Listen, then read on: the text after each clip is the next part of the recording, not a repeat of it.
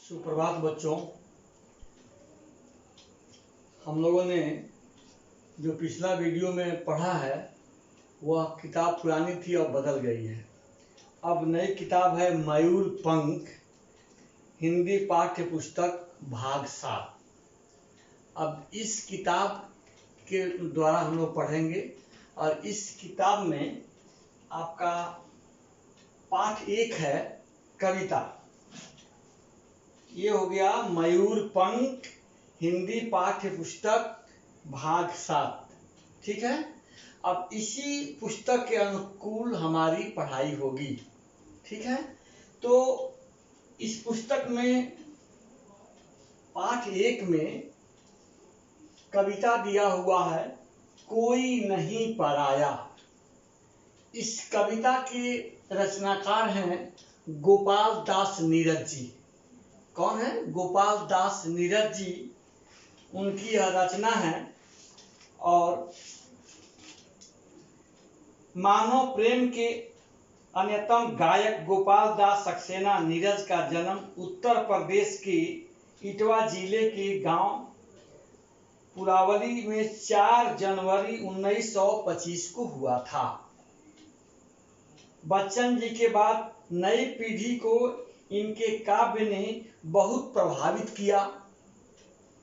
इन्होंने कई प्रसिद्ध फिल्मों के गीतों की रचना भी की थी।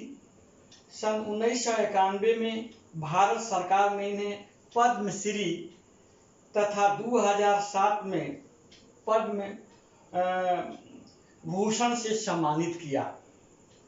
इनकी प्रमुख कृतियां हैं दर्द दिया, प्राण गीत, आशावरी, विभावरी, नीरज की पाती, 2 गीत, फिर दीप जलेगा इत्यादि इनकी प्रमुख रचना है।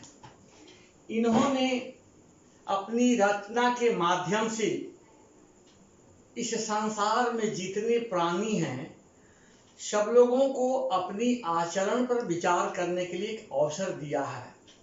इस कविता के माध्यम से उन्होंने बताया है कि हमें महत्वाकांक्षा नहीं होना चाहिए। जब आदमी बहुत ज़्यादा सोच लेता है और वह कार्य पूर्ण नहीं होता है तो दुखी हो जाता है। अभी आप लोगों ने कुछ दिन पहले यानी 2-4 दिन पहले ही महाभारत सीरियल आपने देखा था। उसमें धृतराष्ट्र जो है वह बहुत ज़्यादा महत्वाकांक्षा हो जाता है और बहुत महत्वाकांक्षा हो जाने के कारण अपने पुत्र को भी उसमें सिमट लेता है। परिणाम यह होता है कि पूरे कौरव वंश की नाश हो जाती है। तो मनुष्य को ज़्यादा महत्वाकांक्षा नहीं होना चाहिए। महत्वाकांक्षी जब हो जाता है और काम नहीं होने पर वह दुखी हो जाता है। तो इस कविता के माध्यम से उन्होंने यही दर्शाया है कि इस संसार में कोई अपना नहीं है, कोई पराया नहीं है। यह अपने व्यवहार पर, अपने आचरण पर आश्रित है कि हम जिस तरह के व्यवहार लोगों के साथ करेंगे उसी तरह का व्यवहार आपके साथ भी लोग करेंगे। इससे पूरा जग जो है, पूरा संसार जो है वह एक परिवार सा दिखेगा। ठीक है। अब आइए किताब का जो कविता है, इस कविता का मैं समरी वाला सारांश मैं आप लोगों को बता दे रहा हूँ, जो बोर्ड पर लिखवा दिया हूँ। इसको आप लोग जरूर 2-3-4 बार पढ़ेंगे। हो सके तो इसको अपने नोटबुक में भी उतार लेंगे। कोई नहीं पराया, यह कविता गोपाल दास नीरज द्वारा लिखी गई है। मैंने पहले भी कहा। अब देखेंगे इस कविता में कवि ने संसार में कोई अपना कोई पराया नहीं है, इसका वर्णन इस प्रकार किया है कि यह अपना है, यह पराया है, यह किसने जाना। जो चीज आपके पास में आज है कल नहीं भी रहेगा, ऐसा भी होता है। तो उन्होंने कहा कि किसने जाना कि अपना है या पराया है, बेहद कठिन है। जिसको हम अपना मानते हैं वह कुछ ही दिनों में पराया हो जाता है। तब क्या हो जाते हैं? हम दुखी हो जाते हैं। इसलिए यह कहना कठिन है कि कौन अपना है कौन पराया है। ठीक है। पराया अपना हो जाता है। काम निकालने के बाद ना कोई अपना रहता है और ना कोई पराया रहता है। यानी यह दुनिया, यह संसार केवल एकमात्र स्वार्थ पर टिका है। ठीक है, काम निकलने के बाद कोई अपना कोई पराया नहीं रह जाता। संसार की यही रीत है। इस कविता के माध्यम से कवि ने यही बताया है कि यह संसार का रीत है। यह जाति पाति की भीड़ कुछ नहीं है, ना ये धर्म कुछ है, ना यह संसार, ना मेरा घर।